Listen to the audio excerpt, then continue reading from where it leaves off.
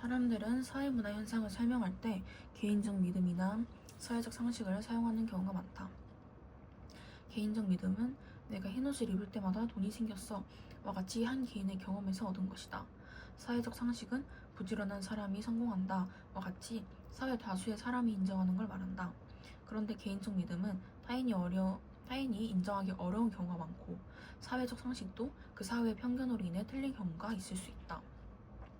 개인적 믿음이나 사회적 상식에 달리 과학적 지식은 사회문화 현상을 엄격한 연구 절차와 방법에 따라 체계적으로 분석하여 발견한 지식을 말한다.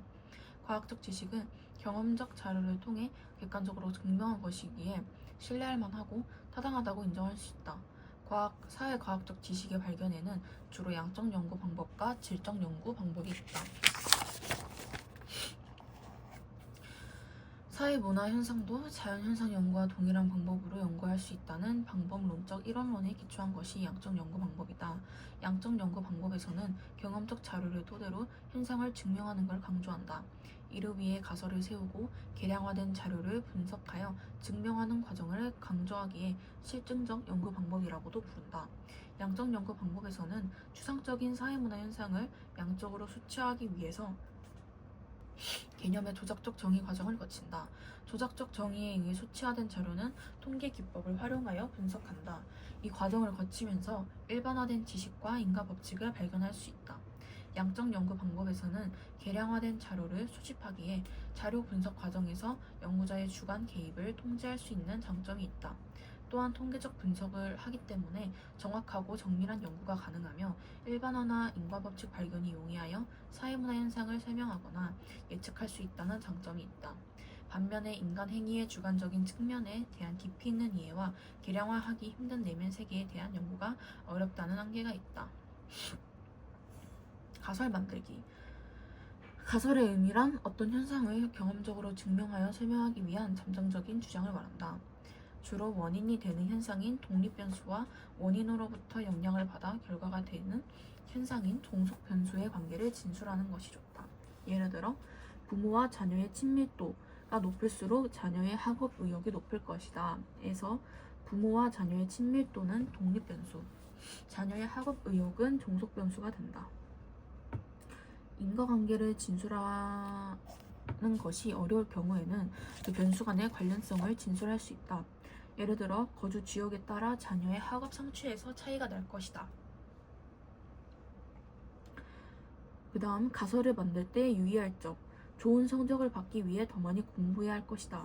같은 당위적 진술은 하지 않아야 하고, 분석할 때 혼란을 줄이기 위해서 높지 않을 것이다.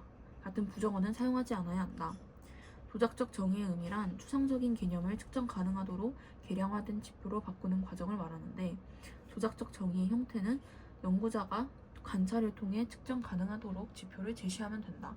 예를 들어 부모와 자녀의 친밀도는 일주일 동안 부모와 자녀가 대화한 시간, 자녀의 학업 의욕은 일주일 동안 자녀가 스스로 학습한 시간을 얘기한다. 가치 함축적인 사회문화 현상은 자연현상과 본질적으로 다르기 때문에 다른 방법으로 연구해야 한다는 방법론적 이원론에 기초한 것이 질적 연구 방법이다. 질적 연구 방법에서는 경험적 자료를 토대로 사회문화 현상에 담긴 인간 행위의 동기나 목적 파악을 중요하게 여긴다. 연구 과정에서 직관적 통찰을 통한 해석적 이해가 필요하다고 보기에 해석적 연구 방법이라고도 한다. 질적 연구 방법에서는 연구자의 경험, 지식, 직관적 통찰을 활용하여 사회적 맥락에서 관찰 행위에 대한 의미 해석을 시도한다.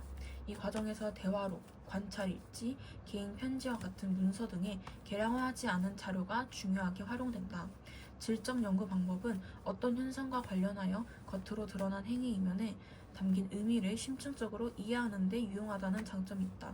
반면에 자료 분석 과정에서 연구자의 주관이 개입될 소지가 있어 연구의 객관성에 대한 문제 제기를 받을 수 있으며, 연구 결과에 대하여 일반화나 법칙을 발견하기에는 상대적으로 어려움이 있다.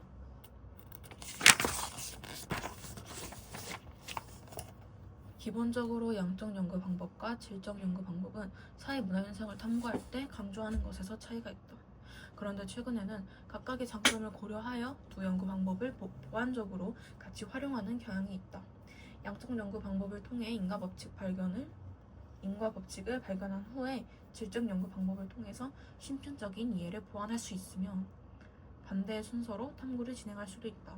이렇게 두 연구 방법을 보완적으로 사용하면 사회문화 현상의 전반적인 경향을 알 수 있고 그러한 경향을 만들어내는 사회적 행위의 의미를 세밀하게 파악할 수 있다. 사회문화 현상에 대한 연구 결과를 도출하기 위해 연구 과정에서 활용하는 모든 정보가 자료다. 양적 연구 방법에서는 도작적 정의에 비추어 계량하기에 유용한 양적 자료를, 질적 연구 방법에서는 문서, 대화 중 녹음 등과 같은 질적 자료를 주로 수집하게 된다. 또한 연구 진행 과정에서 연구 목적에 따라 연구 대상자에게서 직접 구한 원자료를 1차 자료, 기존의 자료를 활용하여 연구자가 자신의 연구 목적에 따라 새롭게 구성한 자료를 2차 자료라고 한다. 사회문화 현상 연구에서는 문헌연구법, 실험법, 질문지법, 면접법, 참여관찰법 등 다양한 방법을 활용할 수 있다. 실제로 연구를 진행하는 과정에서는 하나의 자료 수집 방법만을 사용하기도 하지만 여러 자료 수집 방법을 같이 활용하는 경우도 있다. 문헌연구법은 사회문화 현상을 연구한 보고서, 일상에 대한 기록, 통계 자료 등 기존 문헌에서 자료를 수집하는 방법이다. 문헌연구법의 자료에는 법률 자료나 국가 공식 통계 등의 공식적 자료만이 아니라 개인 일기와 같은 비공식적 자료도 해당한다. 문헌연구법은 관련 연구 동향을 파악하여 연구 문제나 가설을 설정할 때 많이 사용한다. 이런 점에서 문헌연구법은 다른 자료 수집 방법과 같이 사용하는 경우가 많다. 또 민요에 나타난 여성의 삶 분석과 같이 문헌 내용 자체를 자료로 삼고 이를 분석하여 결론을 도출하는 연구에도 사용한다. 문헌연구법은 기존에 있는 자료를 활용하기에 시간과 비용을 절약할 수 있는 장점이 있다. 또 자료 수집의 시간과 공간의 제약을 적게 받기 때문에 역사 연구나 접근이 어려운 지역 연구가 가능하다는 장점도 있다. 그러나 문헌 자료의 신뢰성이 낮으면 연구 신뢰도에도 문제가 발생할 수 있으며 문헌을 분석하거나 해석하는 과정에서 연구자의 주관이 개입될 소지가 있다. 실험법은 계획적으로 어떤 조건을 만들어 변화를 주고 그에 따른 변화를 관찰하여 자료를 수집하는 방법이다. 이를 위해 실험 상황을 만들어 인위적인 조작을 가한 후 그에 따라 행동이나 태도 등의 변화를 관찰하게 된다. 우선 동일한 조건의 연구 대상을 실험 집단과 통제 집단으로 나뉜다. 실험 집단에만 연구 목적에 맞게 일정한 조작을 가하는 실험 처치를 하고 처치에 따른 효과를 통제 집단의 것과 비교하여 파악한다. 이때 연구 대상에게 인위적으로 가한 일정한 조작이 독립변수고 독립변수에 따라 변화하는 변수가 종속변수다. 실험법은 조건을 엄격히 통제하기에 인과관계를 명확히 파악할 수 있으며 실증적이고 객관화된 자료를 구하는 데 활용할 수 있다는 장점이 있다. 그러나 실험에 영향을 주는 외부 변수의 개입을 통제하기 어렵고 인간을 대상으로 하는 실험에서 윤리 문제가 발생할 소지가 있다. 또 통제된 실험 내용을 일상생활에 그대로 적용하기 어렵다는 문제도 있다.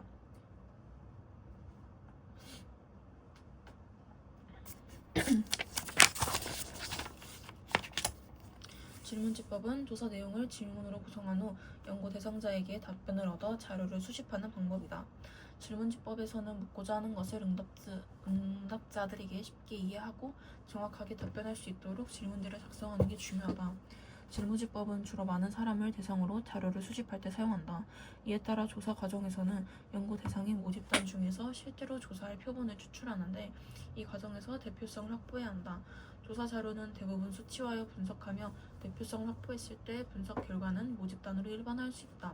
질문지법은 비교적 짧은 시간에 다수의 대상에게서 자료를 얻을 수 있기 때문에 시간과 비용을 줄일 수 있다. 또한 조사 결과의 통계적인 분석과 비교 분석이 용이하다는 점이 있다. 그러나 질문 구성이 잘못된 경우 혹은 질문지 회수율이 낮거나 불성실한 응답이 많으면 결과가 왜곡되는 문제가 생길 수 있다. 질문지를 만들 때 유의사항. 한 문항에서는 한 가지 내용만 묻는다. 묻는 내용이 명료하지 않아서 응답에 혼란을 주어서는 안 된다. 특정한 답을 유도하거나 가치를 개입한 내용을 넣어 질문해서 안 된다. 답지는 서로 겹치지 않고 상호 배타성을 띠도록 해야 한다. 답지는 어느 한 방향으로 치우치지 않도록 균형 있게 구성해야 한다. 답지는 특정한 경우가 배제되지 않도록 예측 가능한 모든 경우를 포함해야 한다.